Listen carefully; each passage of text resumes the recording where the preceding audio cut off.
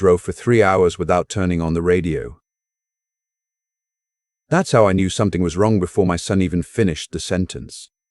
I'd been driving in silence for so long that my ears started ringing somewhere around the Ohio border, and I didn't care. My hands were on the wheel and my mind was already at the hospital. My son's name is Martin. He's 34 years old, works as a structural engineer for a firm up in Columbus, and he has his mother's eyes, pale gray, the kind that look silver in certain light. His mother passed 8 years ago, breast cancer. And after she was gone, it was just the two of us for a long time. We learned how to make Sunday dinners together. We watched football and argued about the same things every year. He became my best friend. I don't say that lightly. He called me at 6:47 in the morning on a Tuesday in February. I remember the time because I was standing at the kitchen counter waiting for my coffee to finish, watching the frost on the backyard fence. When Martin's name lit up the screen that early, I already knew it wasn't good news. He never called before 8 unless something was wrong. "Dad," he said, and then he stopped. That pause. I've been a retired paramedic for 11 years. I spent 31 years responding to other people's worst days, and I can read a silence the way some people read a room. That pause told me everything before the words did. "Martin, talk to me." I'm at Riverside, the hospital. I fell down the stairs last night. His voice was low, careful, like he was choosing each word on purpose. They kept me overnight. I was already moving toward the bedroom to find my keys. How bad? Concussion. Some bruising on my ribs. They said I was lucky. "Were you alone when it happened?" Another pause. "No," he said. "Diane was home." Diane, my daughter-in-law. They'd been married for 2 years, together for 4 before that. She was 31, worked in pharmaceutical sales, and she had the kind of smile you noticed immediately. Wide, easy, all teeth. I'd liked her at first. I want to be honest about that. When Martin brought her home for Thanksgiving 3 years ago, she laughed at my bad jokes and helped clear the table without being asked, and I thought, good. He found someone good. But things shift over time. Little things first. She started making comments about how often Martin called me. Once at Christmas dinner, she said, "You two are practically attached to the hip. It's a little strange, don't you think?" She laughed when she said it, so it floated in the air between us like something that wasn't quite an insult. I let it go. Martin let it go. We both let a lot of things go. Then she started pushing him about the house. My wife and I had bought it in 1989, 4 bedrooms, 2 acres of land outside of Dayton, the kind of place that needs constant attention but gives back more than it takes. When my wife passed, I couldn't bring myself to sell it. Martin grew up there. Every mark on the kitchen door frame where we measured his height every birthday, that was still there. I wasn't ready to let it go. Diane was. She brought it up to Martin 3 or 4 times that I knew about, and probably more that I didn't. The property was worth around $400,000 by then, maybe more. She talked about how they could use the money, how I didn't need that much space, how it wasn't healthy for me to rattle around a big house alone. Martin told me about these conversations not to alarm me, just to keep me in the loop. He always kept me in the loop. That was the kind of man he was. I told him not to worry about it. That the house wasn't going anywhere. What I didn't know, what I couldn't have imagined, was that she'd already started looking into what would happen to it if something happened to Martin. I got to Riverside Hospital by 10:30. Martin was in a room on the 3rd floor, sitting up in the bed with a bandage along the left side of his temple and a bruise spreading up his jaw like a storm. He looked smaller than I'd ever seen him, not physically.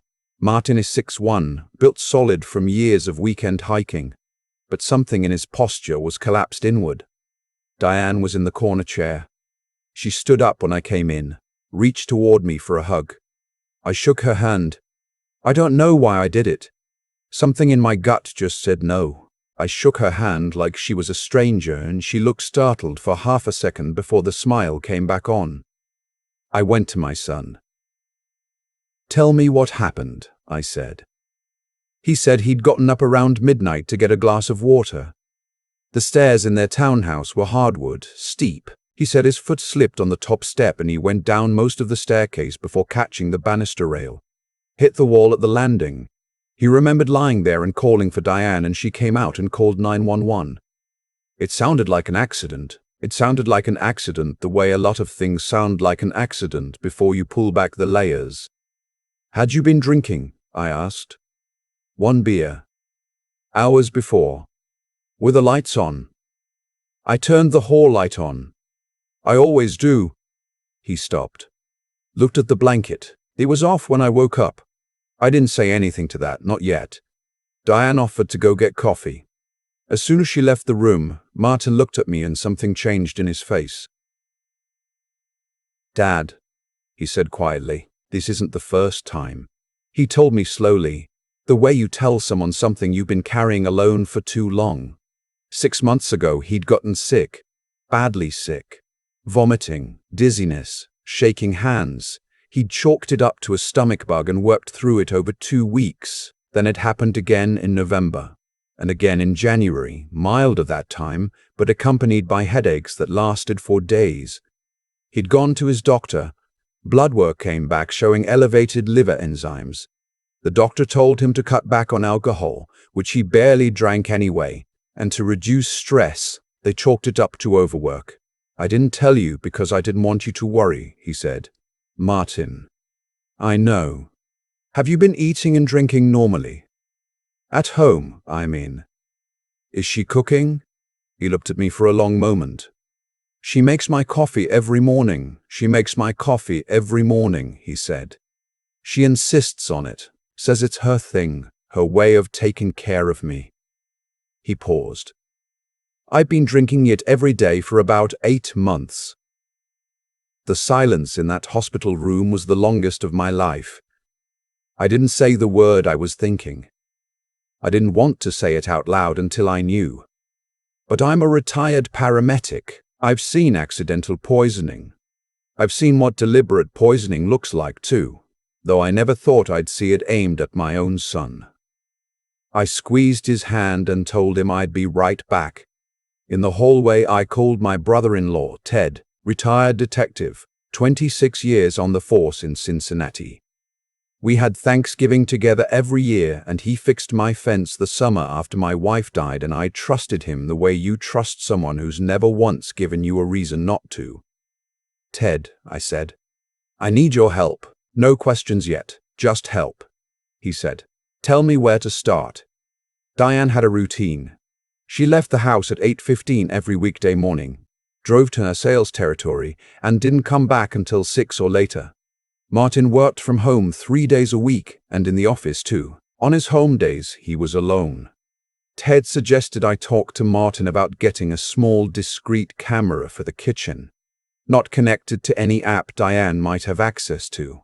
A standalone unit that recorded to a local SD card. We found one online and had it shipped to my address in Dayton. I drove up to Columbus on a Thursday when Martin was in the office. Diane was on the road. I let myself in with a spare key Martin had given me years ago. She never knew about that key, I was fairly certain. And I installed the camera on the top shelf of the open cabinet above the refrigerator, angled toward the coffee maker and the counter beside it. I felt sick doing it. I want to say that. I felt sick because I was hoping to be wrong. I wasn't wrong. The footage from the first week showed nothing unusual. The second week, on a Wednesday, I watched Diane set up the coffee maker at 7 in the morning. She filled the water reservoir, put in the filter, scooped the grounds, and then she reached into the cabinet beneath the sink, not the coffee cabinet, a different one, lower, and took out a small brown glass bottle with a dropper top. She added several drops to the grounds before closing the filter basket. She made the coffee. She poured a cup for Martin. She poured nothing for herself. I had to set my laptop down and stand in the backyard for 10 minutes before I could finish watching. I called Ted. I need to know what she's buying, I said, or what she has access to. She works in pharmaceutical sales, he said slowly. Yes, she does. It took Ted 4 days through channels I didn't ask about. What he found was this. Diane had a personal credit card that Martin didn't know about. In the past 9 months, she'd made 11 purchases from 3 different online supplement and botanical suppliers. Purchases for something called pennyroyal extract, high-concentration valerian, and an herbal compound that, in large doses, causes liver stress, neurological symptoms, and in cases of prolonged exposure significantly increases fall risk due to balance disruption. None of it was illegal to buy. All of it was consistent with exactly what Martin had been experiencing. I sat with that information for 2 days. 2 days of going through it, confirming it, making sure I wasn't reading something into nothing. I've been wrong before in my life. I didn't want to be the kind of father who blows up his son's marriage on a hunch. But this wasn't a hunch anymore. What I found next, I didn't go looking for. That's the part that still turns my stomach. Ted had flagged the financial account. Carefully, quietly, not in any way that would create legal issues for us later. And what it showed was that Diane had consulted with a financial attorney in November. The same month, Martin's symptoms came back. She'd asked specifically about property transfer and inheritance in Ohio when a spouse dies without an updated will. Martin's will was 9 years old. It was written before they even met. Everything would have gone to me. She'd also, Ted confirmed, contacted a realtor in October to ask about comparable sales for rural property in the Dayton area. My house. She was already planning around my house. I think I understood then, fully understood what I was dealing with. She wasn't trying to take Martin for everything he had in the divorce. That would have left her with half. She was patient. She was thinking about the whole picture. She was thinking about a widow's share.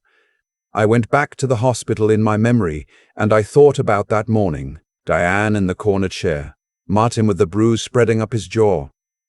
The staircase with the light she must have turned off. I didn't sleep that night, not a minute. I called Ted in the morning and we talked for 2 hours. He was very clear with me about what I could do and what I couldn't. I couldn't confront her. I couldn't go to the police myself, not yet, because we needed what we had packaged correctly, presented correctly. Evidence obtained a certain way matters in court, and evidence obtained the wrong way gets thrown out, and I was not going to let that happen. Martin needed to know.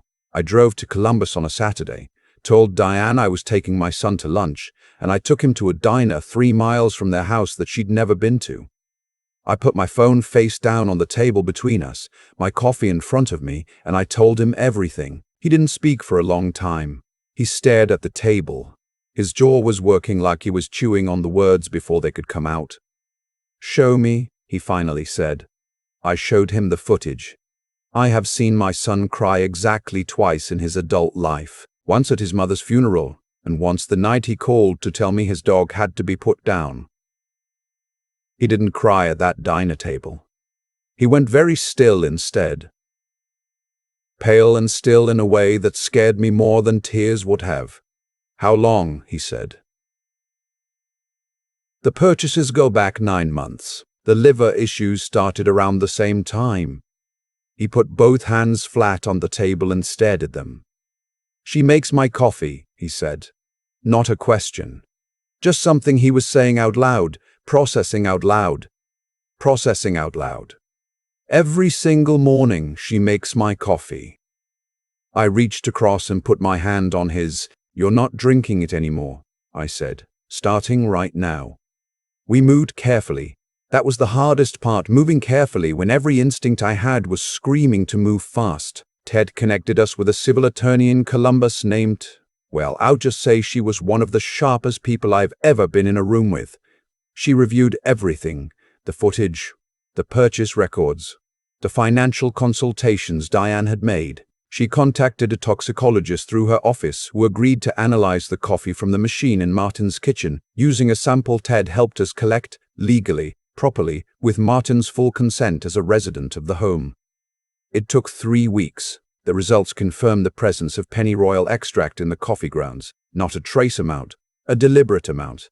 The attorney filed for an emergency protective order. At the same time, and this is the part I want you to understand was coordinated precisely, she turned over all of the evidence to the Columbus Police Department, the financial records, the footage, the toxicology results, the timeline. Diane was arrested on a Wednesday afternoon at a Panera near her sales territory while she was eating lunch. Martin was at my house in Dayton when it happened. We were sitting on the back porch and his phone rang and it was his attorney. He didn't say much, just listened and then set the phone down on the arm of the chair. "They got her," he said. I nodded. We sat there for a while without talking. The yard was starting to come back from winter. The first soft green showing up in the grass. A cardinal landed on the fence post out by the garden my wife had planted years ago and never came back. Martin said, "Mom would have seen this coming." I said, "Yeah, she probably would have."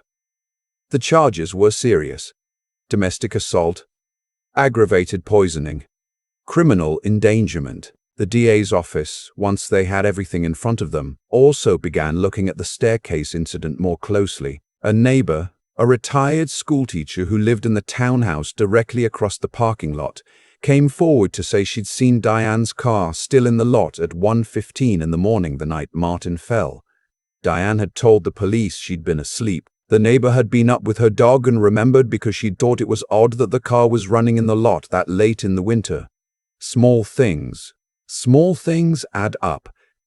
Diane's attorney worked out a plea arrangement. I won't pretend that didn't bother me. I wanted a trial. I wanted everything laid out in a courtroom under fluorescent lights for the world to see. But the attorney we'd hired explained it to us carefully. A plea meant certainty, and certainty meant Diane would serve time.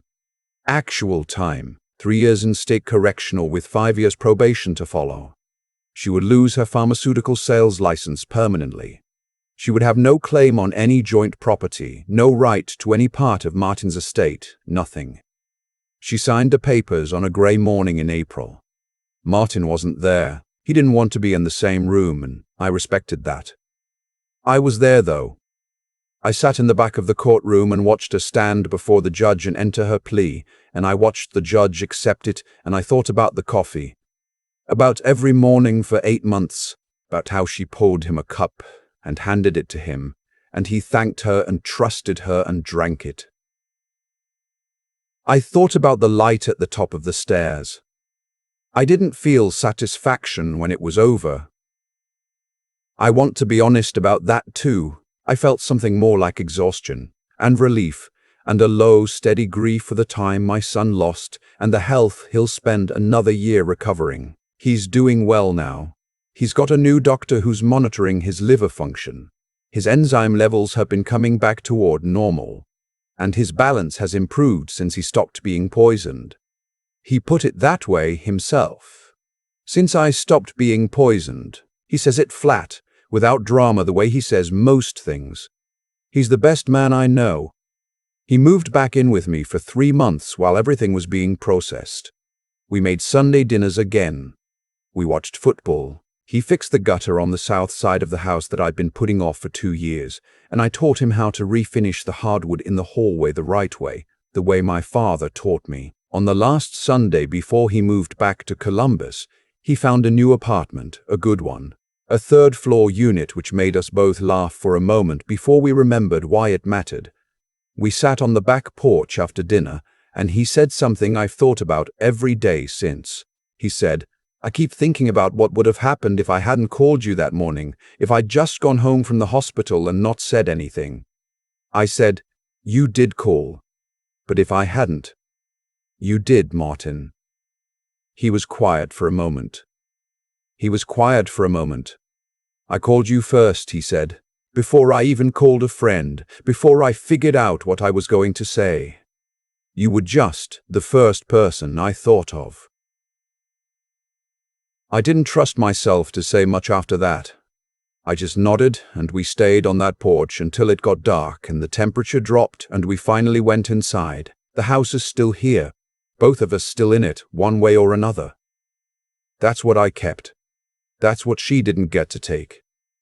And 63 years old, I spent 31 years as a paramedic and I have seen things I don't talk about at dinner tables. I thought I understood what it meant to protect someone. I thought I'd already done the hardest parts of my job as a father, getting my son through his mother's death, watching him build a life, stepping back far enough to let him make his own choices even when I questioned them. I didn't know the hardest part was still ahead of me. It was a Tuesday morning at 6:47. It was a pause on the other end of the phone, and it was my son's voice saying my name and then stopping. That's the thing nobody tells you. The moment that changes everything doesn't always announce itself. It sounds like an ordinary phone call. It sounds like your son calling with what might be bad news. You pick up, you listen, you go. The rest you figure out on the way there. If there's someone in your life right now who called and you didn't pick up, call them back. Tonight, don't wait for the thing that makes you run. Just call. I've been turning this over for months now, trying to figure out what the right lesson is. Not the easy one. Not the one that fits on a bumper sticker. The real one. The one that actually costs something to learn. Here it is. The people who do what Diane did don't start there. They don't wake up one morning and decide to poison someone. They start smaller. They start with a comment at a dinner table that floats in the air and nobody catches. They start with a question to a real estate attorney. Just curious. Just hypothetical. They built something quietly over months, and they depend on the people around them being too trusting, too polite, too willing to explain things away. Martin is one of the most intelligent men I know. He engineers bridges for a living, structures that have to hold weight under pressure for decades. He understands load-bearing systems better than almost anyone. And he still didn't see it, not because he was naive, but because he trusted the person who handed him his coffee every morning. That's not a character flaw. That's what trust looks like from the inside. It looks exactly like ordinary life.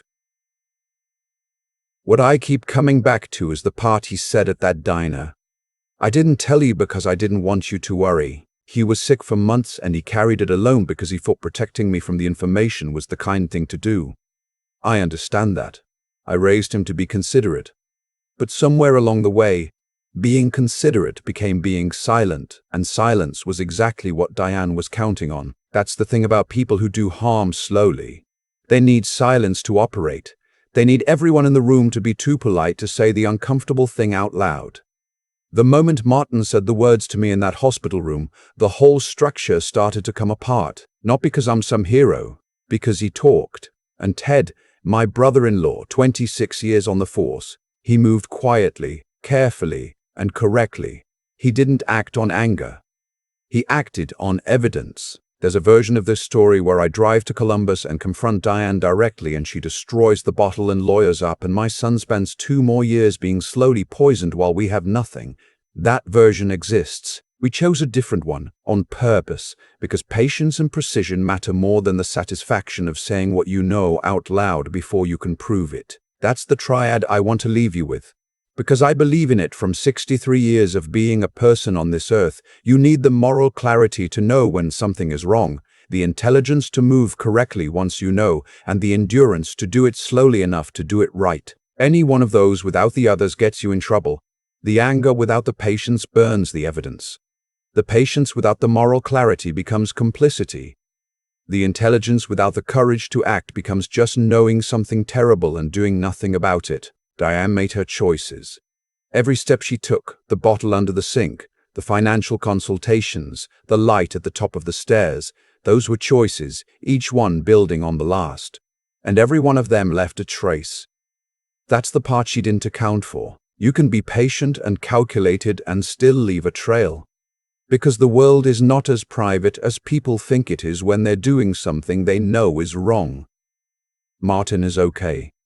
His liver numbers are coming back. He laughs again, which sounds like a small thing until you go a few months without hearing it. The house is still standing. That matters more to me than I can explain.